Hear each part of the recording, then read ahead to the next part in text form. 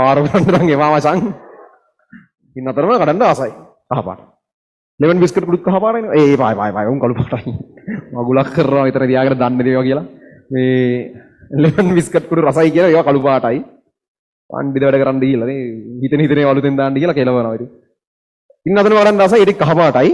ඇන්ටිමනි එක කොහොමද? ඇන්ටිමනි කියන්නේ කවුද කියලා මතකද උඹලට? ඇන්ටිමනි කියන කොහොමද ලියන්නේ ඇන්ටිමනි? කොයි කාණ්ඩෙද හිටියේ? ලියන එක කොහොම හරි කරගත්තා ඒක කාණ්ඩෙත් තන ඕම කාණ්ඩ ගන්න. විභාගෙට ඉතින් දෙනවා. ඒ කියන්නේ විභාගෙට ආවර්තාවකවත් දෙනවා. නමුත් 15 වෙනි කාණ්ඩේ මතකද? ඔන්න සමන් නෙමෙයිවා. ඔක්කොම පටලනවාද? 15 වෙනි කාණ්ඩේ මොකද්ද? ඔන්න සමන් ඇසිලින්ගෙන්ට බීලාද? ඈ නයන පල්ල ඇසිලින්ගෙන්ට බීලා. ඔන්න සමන් සෙල්ලමට තේපොන්න කියලා දෙන්න. මාරු කරන්න එවා මචං. මොකද නයන පල්ල ඇසිලින් ඇන්ටි බීලා. ඇන්ටිමනි කියන එක එහෙම කිව්වට ඔක ලතින් වලින් ගියාම මේ SB හරිද? ඔච්චර එකක් තියාගෙන මේ ඇන්ටි කලන්න ගලලා තියෙන්නේ. අර වීඩියෝ එකේ SB ගේ ඇඳුම ටිකක් තැඹිලි පාට කිට්ටුයි නේ.